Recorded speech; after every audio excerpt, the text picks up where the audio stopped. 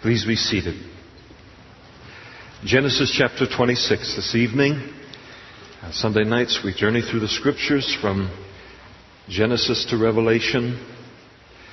In chapter 25 we have the record of the death of Abraham, and Genesis now begins to take a turn, or it has some time ago really, it began as a record of God's creation of the heavens and the earth, and then the fall of man in the Garden of Eden, and the flood and the time of Noah and all. And then the book of Genesis begins to focus on four great men in the early part of human history. And you have Abraham, and then Isaac and Jacob and Joseph. And so Abraham is gone. He's been gathered unto his people. Not a perfect man, but only Jesus is the perfect man. But one of the things that Abraham's life teaches us is that if we'll be a friend of God, and he was a friend of God, and we have a desire to walk with him and grow through our failures and all, that God then has a way of accomplishing his will through our lives if we'll just continue along with him in the pilgrimage. And so here is then the focus now moving upon Abraham's son Isaac. And Isaac now is married to Rebekah, and they give birth to some twins, a pair of boys. The older one's name is Esau. The younger one's name is Jacob. And God declares very, very plainly concerning these two peoples and these two boys that are in the womb of Rebekah there in verse 23 of chapter 25, that when they are born, the older shall serve the younger. That is a promise, a prophecy that God had made, a declaration concerning the two boys. It was against the natural order in the ancient world, and it's important to recognize that, because we're going to see in just a chapter or so, everybody's going to fight against that promise, and nobody's going to be successful in trying to overturn that. Esau sells his birthright for a bowl of red stew to Jacob, and now we pick it up in chapter 26, verse 1. Now there was a famine in the land, that is the land of Canaan, where Isaac is, besides the first famine that was in the days of Abraham. And Isaac went to Abimelech, king of the Philistines, in Gerar. And so famine in those days, very, very serious business, just like it is in our world today, where famine will hit a particular section of the world. Today we have greater resources. We have the ability to transport food from one part of literally of the world to another part of the world to alleviate a famine condition.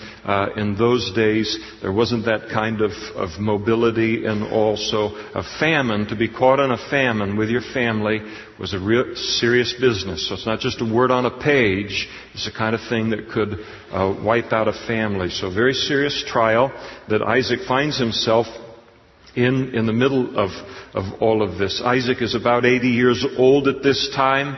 It's not the same famine that had occurred, under his father Abraham. That had occurred about 100 years earlier. So as a result of this famine, he now travels down to Gerar, which is in the southern section of Israel. We would know it as probably pretty close to the Gaza Strip.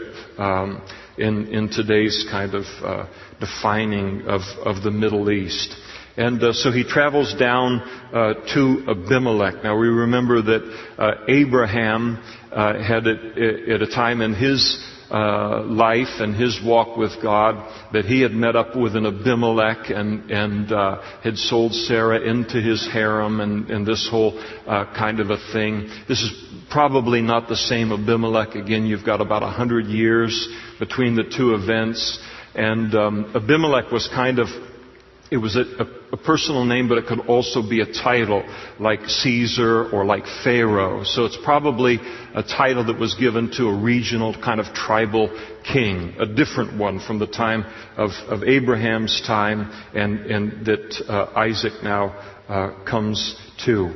Now, we're told that the Lord then appeared to Isaac and said to him, "Do not go down to Egypt. Live in the land of which I shall tell you.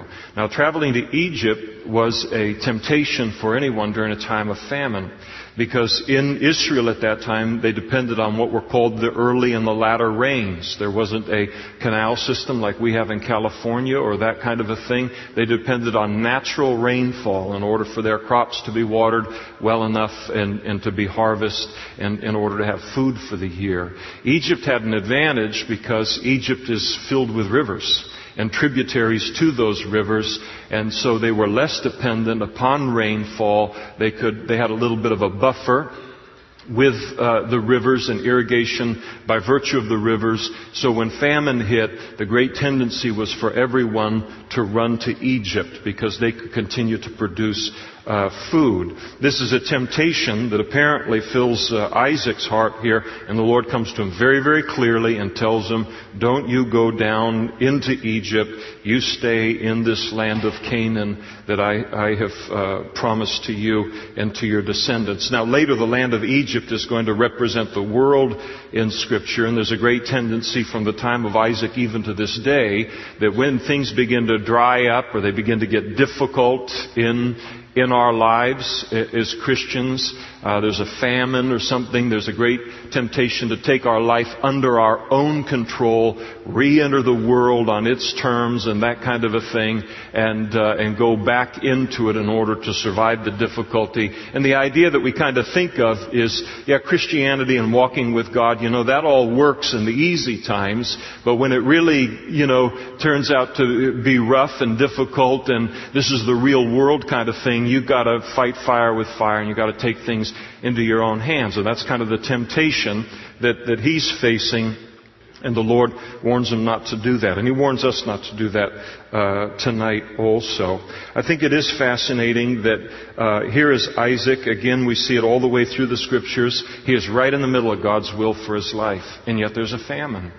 And so often we can tend to think that if I'm in the middle of God's will, it'll never be difficult. Have any of you ever been in the situation where I'm in the middle of God's will and I heard, God speak to my heart to go and to do this and to be here and start this thing, and then all of a sudden it becomes extraordinarily difficult. And then what happens? We begin to doubt God's call because there's an idea in our mind that God's call is always going to be easy. And that isn't necessarily so.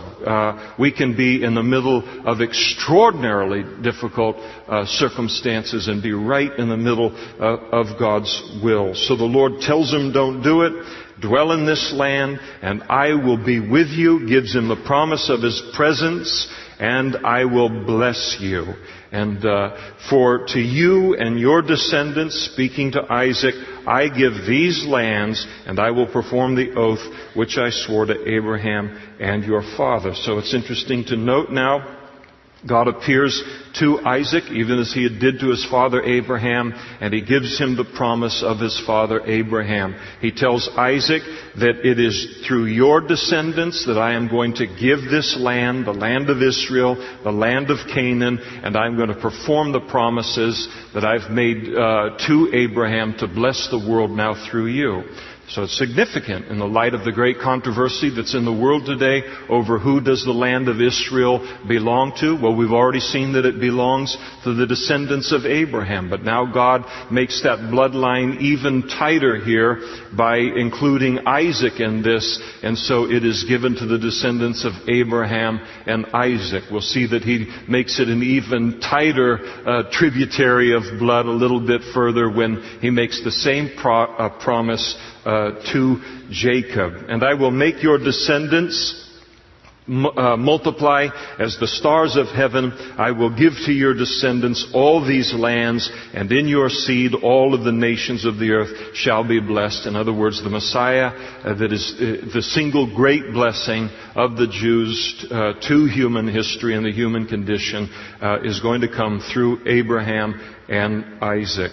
And because Abraham obeyed my voice and kept my charge, my commandments, my statutes, and my laws. And so he emphasizes to Isaac now the importance of obedience. And, when we read Abraham's life and we're reading, 150 years, give or take, or that kind of a thing, and he made a couple of rather large marriage decisions that were not that great and all. But he wasn't sinning every day or something, rebelling against God. His life was characterized by obedience to the Lord. Sometimes we can look at them completely in the light of, a sin or two or failure or two. His life was characterized by obedience. And then, so Isaac obeys the Lord, and he dwelt in Gerar. And Gerar was kind of as close as you could get to Egypt and still stay in Canaan.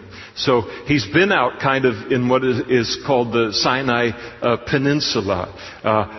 One time we took a flight from Tel Aviv down to Eilat because we were trying to get something done, and we took the flight, about a 1-hour flight over that region, dual prop plane and the thing, and say, I don't know how anybody could eke a living out of that really rough, dry desert area.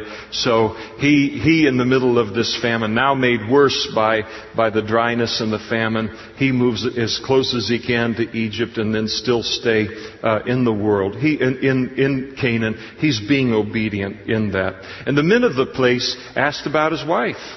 And he said, oh, she's my sister. And boy, chip off the old block on things. We come from a gene pool, don't we? I mean, we come all the way from Adam and Eve, and we can't blame them. We can't blame, claim victimhood status on that thing, because we have the power of the Holy Spirit in our lives. But there are tendencies in our mother and in our father that are pretty closely in our lives too, by virtue of being their children. And so here is this tendency that Isaac has gotten from his father. It's a sinful tendency that when things get really rough and you feel in danger, you lie your way out of it. And so this is what he's going to do. They asked about his wife. They evidently looked and said, this must be his wife. Was this your wife? Oh no, this isn't my wife. This is my sister. And the reason is given here. For he was afraid to say, she is my wife, because he thought, he didn't know this to be true, lest the men of the place kill me for Rebekah, because she is beautiful to behold. These people don't have the fear of God. They'll kill me for my wife and all. We're going to see in a moment, both Abraham and Isaac, their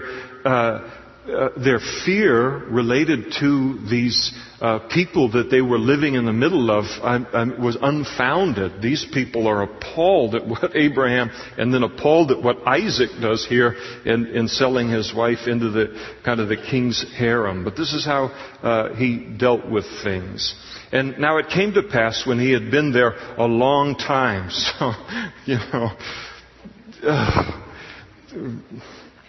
you poor women. And so a long time that Abimelech, the king of the Philistines, he was looking through a window in his residence there, and he saw, and there was Isaac showing endearment to Rebekah, his wife. In the old King James, I think it says they were sporting together, so probably like throwing in their football and stuff around the courtyard and things like that. So they're smooching, they're kissing and stuff like that. And as Wally would say to the beeve, they're kissing and junk. And so whatever it was the kind of thing you do with your wife, but you don't do with your sister. And so he realizes, all right, this isn't, I've been told a lie here on all this. And Abimelech calls Isaac, and he said, quite obviously, she is your wife. So how could you say she is my sister? And Isaac said, because I said, lest I die on account of her. I thought you'd kill me over her. And Abimelech said, what is this you've done to us? We're pagans, but come on. One of the people might have soon lain with your wife, and you would have brought guilt on us. And so nobody, laid a finger on her, and Rebekah the whole time she was in there. But he was upset over the fact that even unknowingly one of his men might have become involved with Rebekah, and then in violating, a marriage trust here and all. So he has a higher respect for marriage at this point than even godly Isaac has at the moment. And so Abimelech charged all of his people, saying, "He who touches this man or his wife shall surely be put to death." And so he makes a declaration to assure the safety of both Isaac and of Rebekah. And then Isaac sowed in that land, and he reaped in the same year 100-fold, and the Lord blessed him. Well, what gives with that? He just made one of the biggest blunders of his life right in front of everybody. I mean, it's right there in the Bible. And he leaves this big, sin and failure in his life, and he goes out and he sows in the land. He reaps 100-fold. And those of you who are farmers, that's a good year, isn't it? 100-fold. I mean, there's no explanation for that but God. Why would God come in alongside him following his failure?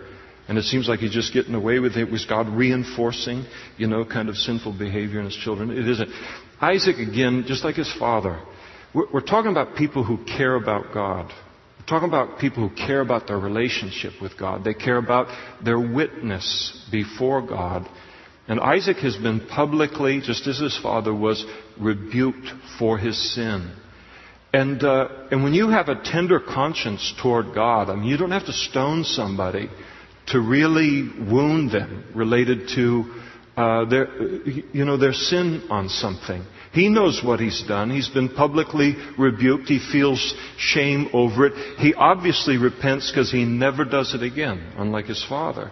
And so here he's in that place, and God just comes out and pours grace out upon him.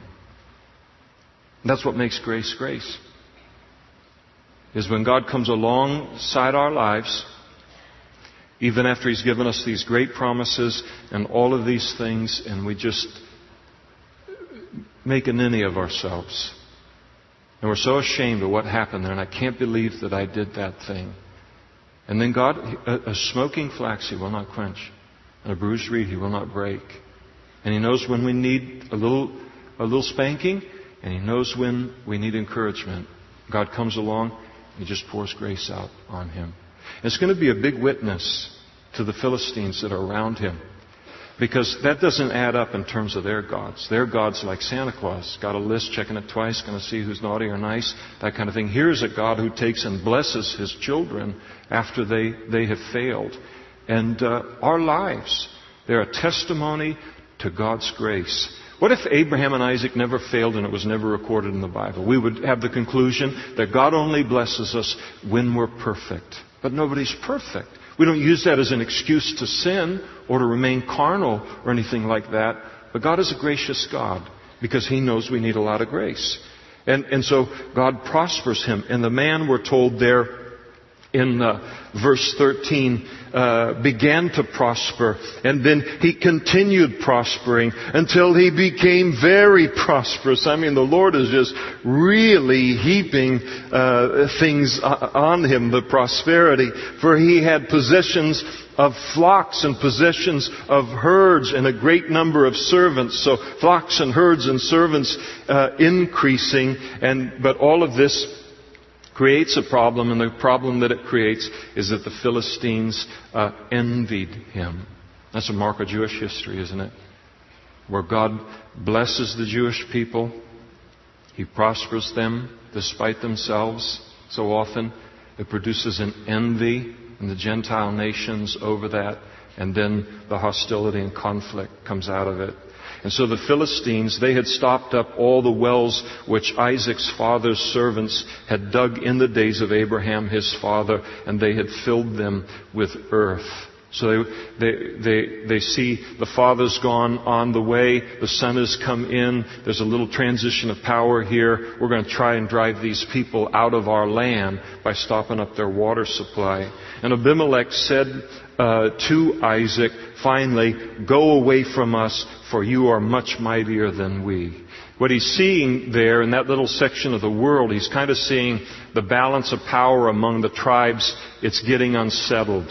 And it's just like today we look at, okay, you got China and Russia and world powers and the balance of power, and if it gets too far out of balance, then what's going to happen, the uncertainty and these kinds of things. Same thing tribally and locally. They were seeing Isaac become much more powerful than they felt was good for them. They're going to change their minds in just a few verses. And so they invite him to leave.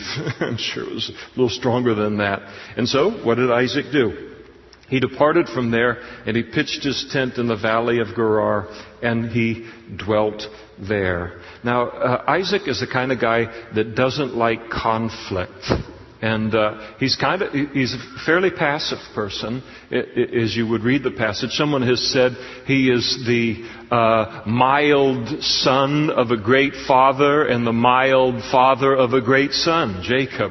And that's kind of true. He just likes to mind his own business, just wants a quiet life with God, and he just has kind of a quiet ministry. He's not interested in fighting with people and wars, and conflict is not something that he likes at all. And so he just leaves and goes someplace else. And Isaac again dug the wells of water which they had dug in the days of Abraham his father, for the Philistines had stopped them up after the death of Abraham. And so they drive him out of one section of the land. He goes to another section of the land. He knows where water is because he knows where his father has dug the wells. And then he goes to those sites and he undigs the well in order then to water his flock and keep his family alive. And so he called them by the names which his father had called them. Verse 19. And also Isaac's servants dug in the valley, and they found a well of running water there. Okay. Jackpot. Because now you don't just dig down and you hit water. They dug down here and they hit a spring. It's the difference between getting a drink of water if you're out in the wild, getting a drink of water from a pond. Listen, when you're really thirsty, you'll drink from a pond. But if you got a pond right over here and you got a running stream over here, no brainer. You head over to the running stream. That's clean water. That's fresh water. So that's what they've hit. They've hit an underground stream here. We're talking about off the graph valuable in that arid part of the world.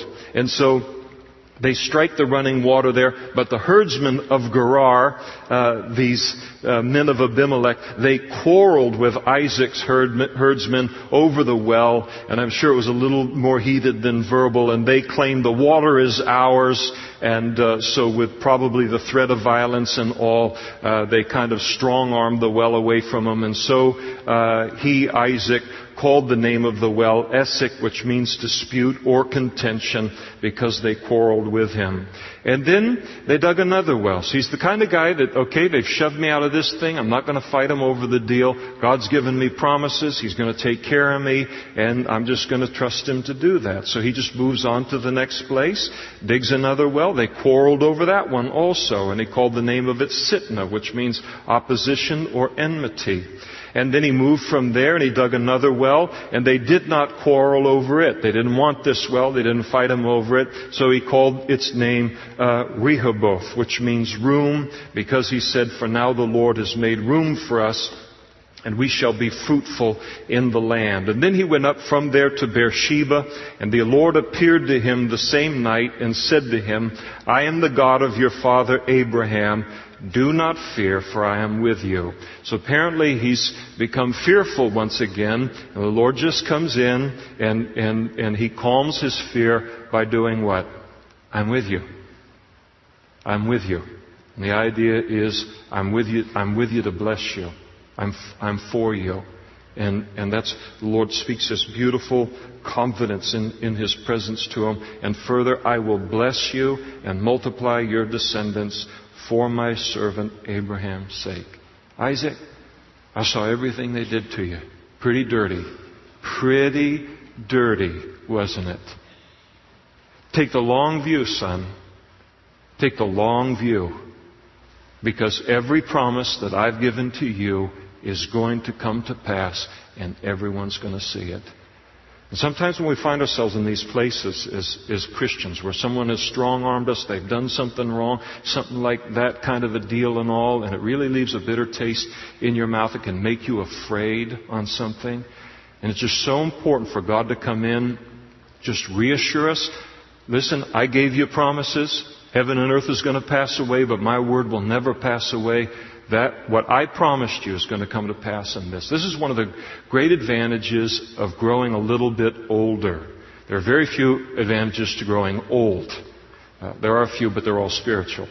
But there is something, and it's one of the joys. The outward man is perishing, but the inward man is being renewed day by day. And there's something about growing older that you have a little bit of a sense of history. You've seen enough situations where it looked like this thing was happening. It looked like these people were going to be taken advantage. It looked like these people got away with that. And for 5 years it looked like that. But then 15 years down the road, in a night, God drops the hammer on that situation and exposes it for what it is. And He brings forth a person's righteousness, or He brings forth the fulfillment of His promise. God, He doesn't have a stopwatch on Him. He's very, very patient. We have to be patient with Him too. God given you promises, He's going to keep those promises, no matter what people do. Nobody undoes the Word of God or the promises of God toward our lives. And so God encourages him in the promises. So what did Isaac do? Just what his father had done. So he had picked up a bad habit from his father, but he had picked up good things from his father too. And so he built an altar there to praise the Lord for the re-encouragement of the promises, and he called upon the name of the Lord, and he pitched his tent there. So we see, just like with Abraham, the tent and the altar, worship of the Lord. I'm just a pilgrim passing through. And then, and there Isaac's servants dug a well. And then Abimelech came to him from Gerar, and Ahuzzath, one of his friends, came with him, and Phicol, the commander of his army. And so apparently he brings Phicol, and he brings this other friend with him to be a witness to a covenant that he's going to ask Isaac to enter into with him. And Isaac said to them, "Why have you come to me, since you hate me? And you've sent me away from you. The last time we talked, you drove me away, said, don't hang around here or else, and all, and now you want to talk with me." And they said, "We have certainly," that is, without a doubt, unmistakably, seen that the Lord is with you. We can't figure out why, but He is. That's grace also. They can't figure it out. And so we have certainly seen that the Lord is with you. And so we said, "Let there now be an oath between us, between you and us, and let us make a covenant with you that you will do us no harm and our families, since we have not touched you, done any physical violence to you, and since we have done nothing to you but good, and have sent you away in peace. You are now the blessed of the Lord." And so they want a covenant with Isaac because they recognize the favor of the Lord on Isaac. I just see the anointing that's there. God is with this guy, and we can fight it every way we want, but whoever this guy's God is, man, he does stuff we're not seeing anybody else do. And so they're saying, clearly, God is on your side, and what's happening in your life cannot be explained by your talent and by your abilities. This can only be God that's working in your life. We want to be on the right side of you because we want to be on the right side of your God. And so they recognize, even as Abimelech did earlier with Abraham, God is with you. You're on the right side of the Lord. The future is with you, and we want to be on the right side of that future. So let's enter into a covenant. And so he made them a feast to kind of seal the covenant, to celebrate this reconciliation, so to speak. And they ate and drank, and then they rose early in the morning, swore an oath with one another, promising to keep this vow. And Isaac sent them away, and they departed from him in peace. And it came to pass the same day that Isaac's servants came and told him about the well which they had dug, and they said to him, "We have found water." So that's a double good day. Got a covenant, peace treaty with with his neighbors that have been hostile to him, and they've told him, listen, God's confirming how good he is to us. We have found water once again. And so he called it Sheba, and therefore the name of the city is Beersheba to this day. When Esau, now moving over to Isaac's son here, Esau. When Esau was 40 years old, he took as wives Judith, the daughter of Berai, the Hittite, and Basemath, the daughter of Elon, the Hittite, and they were a grief of mind to Isaac and to Rebekah. He said, oh boy, these daughters-in-law, they're really, really rough. Now Esau, this guy just does not get it. He just doesn't seem to have a spiritual bone or thought in his body. And here he is. He sold his birthright for a bowl of stew to his brother-in-law. And then this here, marrying the pagan wives from around him, it isn't a racial issue on this. The Hittites were idolaters. And here he has no problem at all with marrying two women given to idolatry, raised in idolatry, marrying them into the line that God has promised to bless the whole world through. I mean, he just doesn't get it at all. No one who is serious about God's call on their life will ever marry an unbeliever. And here he takes and he marries two unbelievers. That's going to become a full-time ministry for him. And he's not going to get to anything, even if he knew what anything was. So he's just not getting it here at all. And of course, it was a great grief of mine to Isaac and Rebekah. Now it came to pass when Isaac was old and his eyes were so dim that he could not see. So here is Isaac.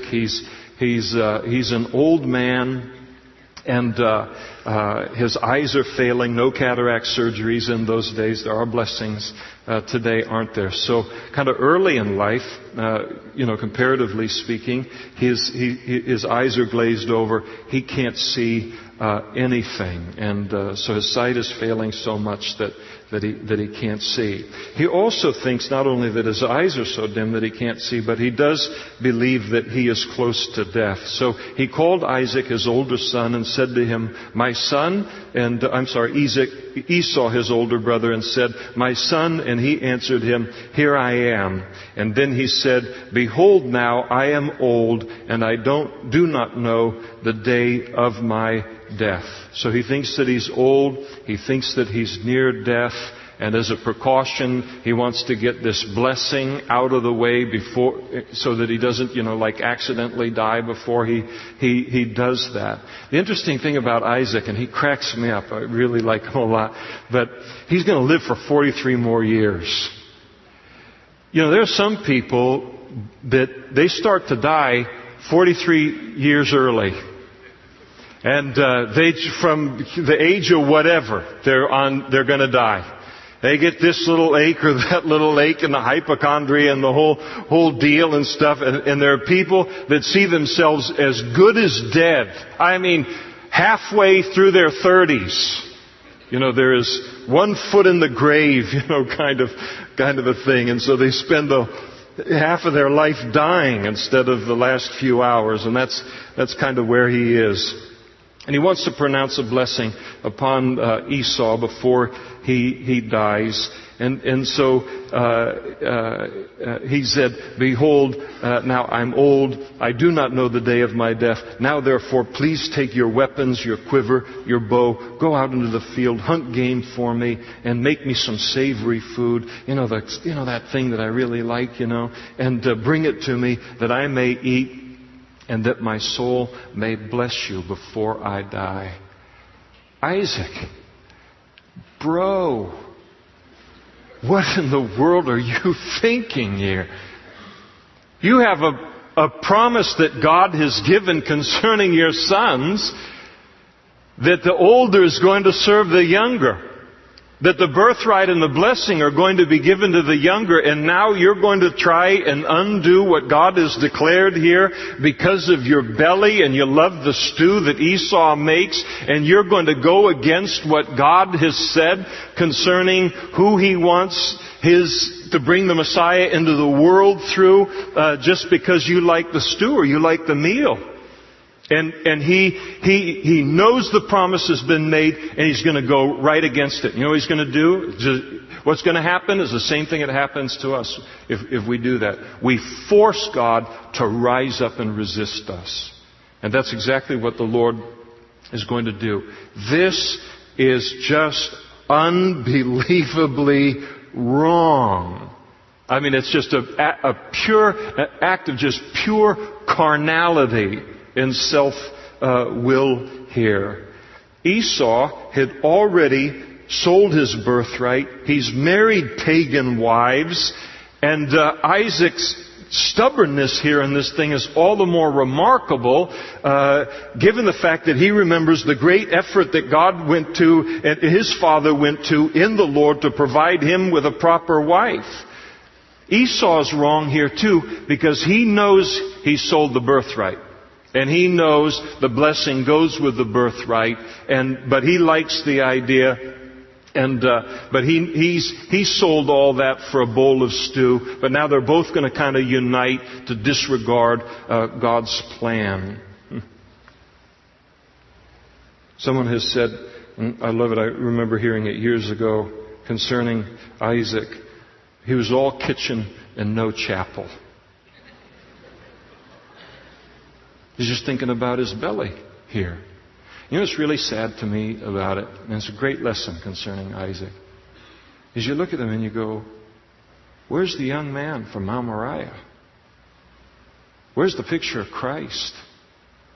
Where's the man who's willing to have his life taken in order to obey God and the picture of what God has wanted? I mean, here he is. Early in his youth, he was so much stronger of a child of God and a man of God than he was in his later years. And it's really sad what he has become. And it really exhorts me in a powerful way. And it needs to exhort all of us, really. There just cannot be a time in our life, no matter how old we get, that we stop growing in our relationship with the Lord. And say, now it's going to be about eating. Now it's going to be about restaurants. Now it's going to be about my ease. Now it's going to be about my flesh. Now it's going to be about me doing what I want to do. And there has to always be that continued growth in the things of the Lord. And somewhere along the way, this guy stopped that on things. And now it's just his belly, his fleshly appetites that are running things. Well, Rebekah was listening when Isaac was talking to Esau, his son, about all of this. And Esau went out in the field to hunt the game, going to go get some deer and some venison and make that stew that Dad likes so I can get the blessing. Sold the birthright, but I may have got a shot at that blessing here. And so Rebekah spoke to Jacob, her son, called him aside, remember that's her favorite, and said, indeed I heard your father speak to Esau your brother, saying, bring me game and make savory food for me, that I may eat it and bless you in the presence of the Lord before my death. Now she knows, and Jacob knows, that God had promised that birthright and that blessing to Jacob. And now they hear that Dad and the older brother are working this other plan to kind of take it away from God. Like somebody can do that. So they get all agitated on the thing. They're going to come up with a plan, to circumvent this other plan, when they would have done a lot better just to go, have fun storming the castle. No way you're going to undo this promise that God has given here on the thing. They should have just chilled and relaxed in the thing. But no, all right, they're going to scheme and fight. We're going to scheme. They haven't known scheming and fighting and lying and deception until we put together our own plan to fight it. And so that's what they're going to do. Listen, they're trying to do something. They're trying to give something to Esau that belongs to you. And so here's Mama. We know where Jacob gets it. She said, bring me game. And Esau, Dad said to Esau, bring me game, make savory food for me that I may eat it and bless you in the presence of the Lord before my death. And now therefore, because of this plan, my son, obey my voice according to what I command you. No prayer. There's no prayer anywhere in this situation. It's just like, all right, we know how to fight fire with fire on this.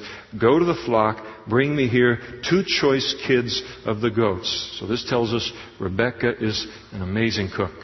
She is able to make goat taste like venison. So she says, you go get those goats. I'm going to make that savory food from them for your father, such as he loves. I'm going to hear about how much he loves food all the way through this chapter. Come on, buckaroo. The will of God. You're in history. You're going to be in the Bible. Forget about, the tasty meal on things. But that's what can happen to us if we're not careful on things.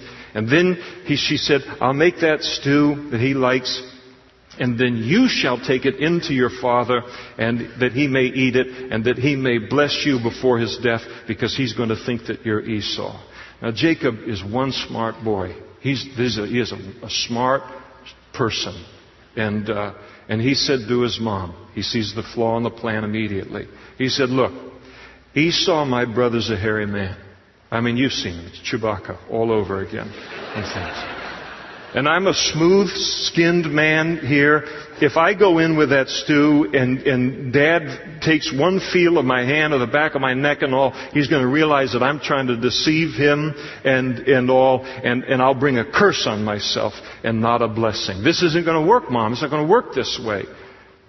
And his mother said to him, let your curse be on me, my son. Only obey my voice and go get them for me. So she promises to take responsibility for any curse. And he went and he got the 2 goats, brought them to his mom, and his mother made savory food such as his father loved. And then Rebekah took the choice clothes of her elder son Esau, went into his closet, which smelt like the outdoors, smelt like Esau, he's an outdoorsman, which were in her house, and put them on Jacob, her younger son. So gets his clothes on him for the smell factor.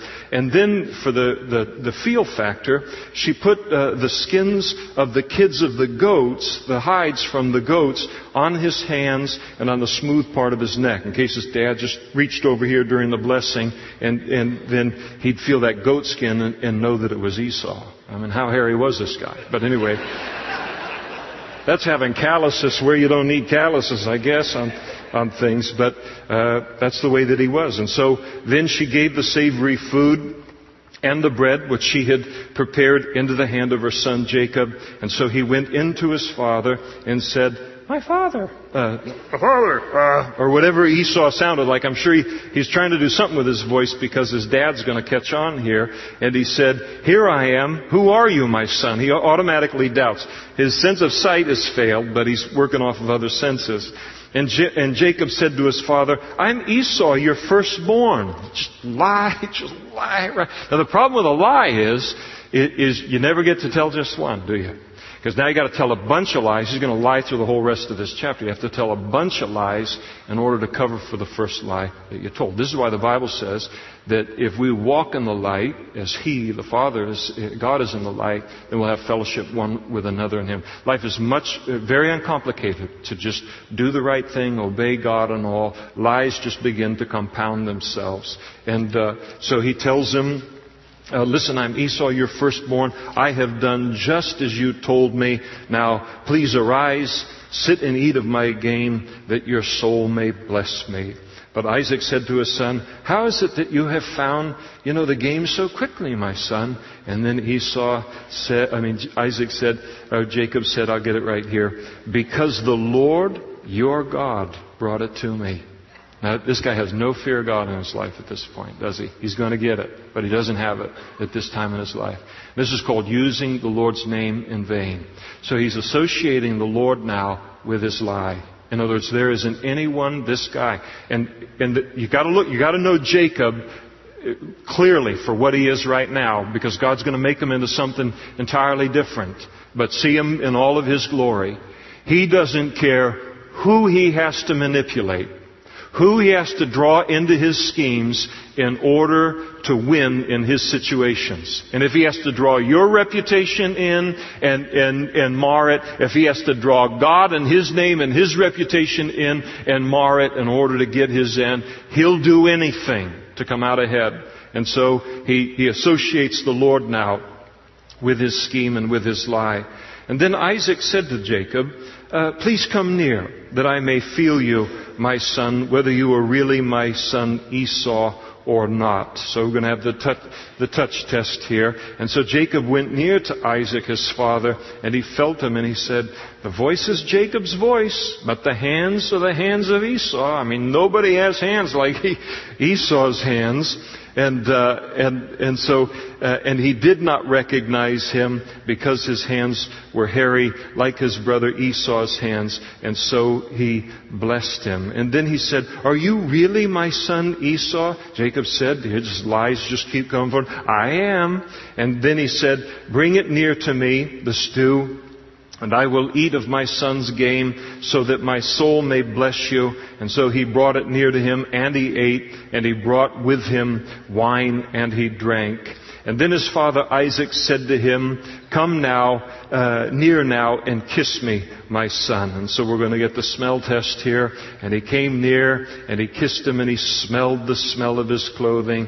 And so he begins to pronounce his blessing upon Jacob, thinking that he's pronouncing it upon Esau. And he said, surely the smell of my son is like the smell of a field, which the Lord has blessed. And so that outdoor smell that's there. And therefore may God give you the dew of heaven and the fatness of the earth and plenty of grain and wine. So he pronounces a blessing of physical prosperity upon him, food and drink. Let the peoples serve you and nations bow down to you. So he promises that there will be the mastery of over the nations of the world through his descendants. That will be ultimately fulfilled in Jesus' second coming in the kingdom age. Be master also over your brethren, and let your mother's sons bow down to you. Now this is criminal, because he thinks he's pronouncing this to Esau, and he knows that God's will is the exact opposite. So he's due what he's going to get in all of this. Cursed be everyone who curses you, and blessed be those who bless you. And so the whole blessing and cursing thing associated with Abraham and Isaac, now associated with Jacob.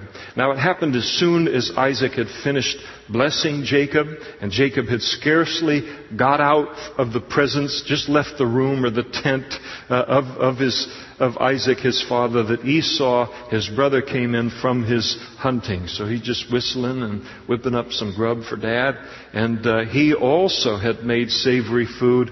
He brought it into his father and said to his father, let my father arise and eat of his son's game, that your soul may bless me. And so he's very excited at this point. Things are going to turn on him very quickly. And his father Isaac said to him, who are you? I wasn't expecting that. And he said, I'm your son, your firstborn Esau. And then Isaac trembled exceedingly. I mean, he goes into kind of a shock and confusion. And he said, who? Where is the one who hunted game and brought it to me? I ate of all of it before you came, and I have blessed him, and indeed he shall be blessed. And so this pronunciation of both dawns on them that they've been deceived in this whole situation, even as they've been trying to pull one over on God. And when Esau heard the words of his father, he cried with an exceeding great and bitter cry, and he said to his father, bless me also, O my father. He's not sorry that he sold the birthright. He doesn't care about spiritual things. He is sorry he lost the double inheritance that was given to the oldest son, who presumably would have a concern for the birthright, the spiritual oversight of the family. So he continues to be true to form. No regret. He never cried like this. He never wailed like this over the poor decision that he had made to sell away that birthright. But he really, really gets upset and crying and all because of the loss of the blessing.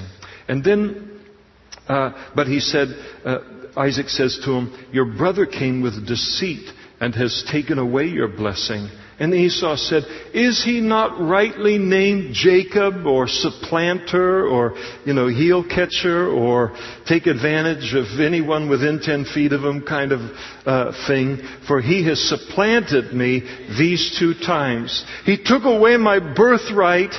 Now that's revisionist history. Like somebody took that away. Jacob was pretty sneaky in the thing.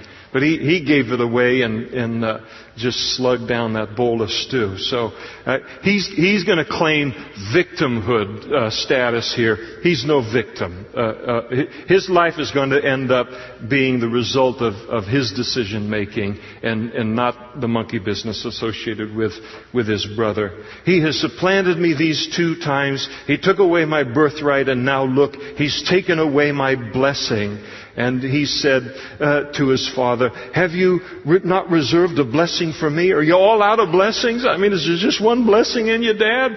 And then Isaac answered and said to Esau, indeed, I have made him your master, and all his brethren I have given to him as servants, given him dominion over the family, the descendants, everything. With grain and wine I have sustained him. What shall I do now for you, my son? I'm about tapped out. And Esau said to his father, have you only one blessing, my father? Bless me also, oh my father. It was a little dramatic, but it's about what's going on. And Esau lifted up his voice and wept. This giant, and he's crying over the disappointment. The day began so good, and now look what it's turned into.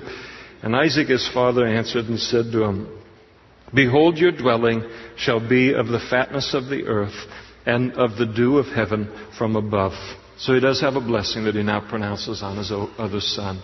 And he pronounces that he and his descendants would prosper. And they did.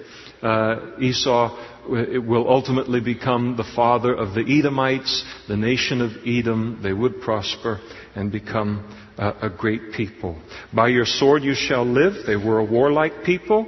And you shall serve your brother. And it was true, the Edomites were under the dominion of the Israelites through most of the Old Testament history and all. But then Isaac tells him, and it shall come to pass when you become restless that you shall break his yoke from your neck. And so about 1,000 years after this, one of the kings that followed King David conquered that whole section of the world there, including the Edomites. But then Israel went into a long history of rebellion against God, and before they ended up going into captivity because their nation became weaker and weaker because of their disobedience. These satellite peoples and countries that they had dominion over, one by one began to break free of that dominion, and the Edomites were able to do that under when Israel was being governed by King Joram. And so Esau hated Jacob because of the blessing with which his father blessed him. Man, he's just bitter over this thing. Esau said in his heart, I'm going to let him, he's steamed over this. He said, the days of mourning for my father are at hand. Then I will kill my brother Jacob. So he thinks his father's going to die pretty soon too on things. Dad's going to live a lot longer, as I said. He said, Dad, the lone comfort in his heart is, Dad's going to die. And when he dies, the first thing I'm going to do is kill that younger brother of mine. That's the only comfort he had in his heart at that time. That's how bitter he is over the situation. And the words of Esau, so he thought about it in his heart, but somehow the words get out also. The words of Esau, her older son, were told to Rebekah.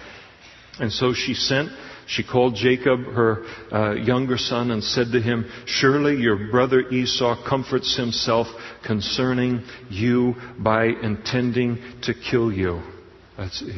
All he thinks about day and night now is just the day he gets to kill you.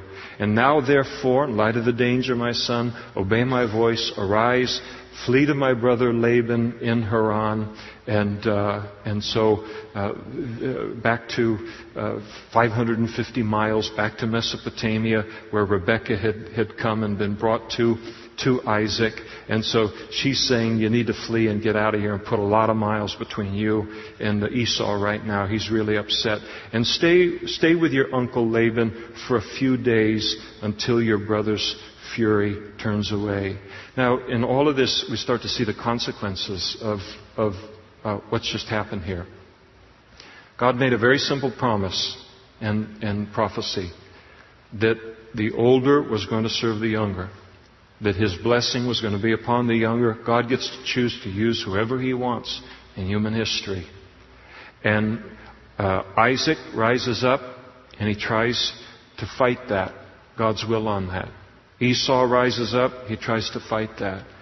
Rebekah rises up, and rather than resting in allowing God, you hear what they're planning here and what they're looking to do and everything, and I don't know, and you gave the promise, and this is what looks like going to happen. It's going to be interesting to see what you do. Lifting it up in prayer and trusting in the Lord, she begins to manipulate. Jacob gets drawn in all too happily to do so into the manipulation, and the whole family's going to splinter. Every single one of them is wrong in this situation. And they're all going to pay a tremendous price here for it. Esau's already paying the price here. And Rebekah is just beginning to. She sends her favorite son Jacob away off to Haran. And she sends him away with the idea in verse 44 that it'll be a few days. It'll be 20 years. It'll be 20 years. And she will never see that boy alive again, because she will die during those 20 years. He will come back, but they will never see each other again. Tremendous price paid in this. God doesn't need our help to keep His promises. He doesn't need lies. He doesn't need manipulation. He doesn't need deception. All those things just hurt God's plan, and they just make a mess of everything, and they hurt us. So she thinks, just go away for a short period of time, a few days, till your brother's fury turns away, until your brother's anger turns away from you, and he forgets what you have done to him. And then I will send and bring you from there. And why should I be bereaved also of you both in one day? In other words, she looks at it and figures that if Esau rises up and kills Jacob, that would be a murder. And then the requirement would be in that Middle Eastern culture for then a blood relative to rise up and exact judgment against Esau for the murder by killing him. So she sees this thing as having the possibility of both of her sons being dead in a day. And Rebekah then goes to Isaac, and she said, I am weary of my life because of the daughters of Heth. If Jacob takes a wife of the daughters of Heth like those who are the daughters of the land, what good will my life be to me? So she comes to Isaac. She's not done with her manipulation, because she is sending Jacob away in order to kind of spare his life and all. And then she comes to her husband and she portrays it as, let's send him away in order that he can find a good wife rather than one of these Canaanites. So she's continuing to kind of work the different things that way, and the whole thing is just a mess, as I said, because of it. God's going to overwhelm it with His grace, but He's going to teach people some things in the course of all. It's some really hard lessons. Jacob here, when he leaves and he heads off to Haran, and we'll stop here tonight, but when he heads off to Haran, you can look at the situation and say, well, man, he he just deceived Dad and did this whole thing and everything, and now he's going to go off and become one of the 3 great patriarchs of Israel. He has no idea what is waiting for him in old Uncle Laban. If Jacob thought he was a hustler, if he thought he was a deceiver and a player and all this, he hasn't seen a manipulator till he runs into his uncle Laban. This guy wrote the book on it. And one of the interesting things that God does so often is when there's that strong kind of trait in our life that'll ruin what God has called us to do and to be, how often God will take us and for a long period of time put us right on the bench next to, at work, or the locker next to us at school, or whatever it might be. The person who has that very same tendency that we have, only to the 10th degree. And then we become a victim of the very thing that we've been victimizing other people with, and we become so sick of that we don't want any part of that in our lives. We ask God to remove it from our lives. And that's what God's going to do on it. Did the same thing with David and Saul. And God takes David and all, and as part of preparing him to become the king of Israel and all, He takes and brings him right in close to Saul. And has him spend a fairly long period of time looking at the insanity and the craziness and all of the, ungodliness and anger and jealousy and all of these things of Saul, and become a victim of it himself. So that when David became king and became an influencer among God's people, that will have already been purged away from his life. And so often God works it that way. And so the story will continue, Lord willing, next week when we pick up chapter 28.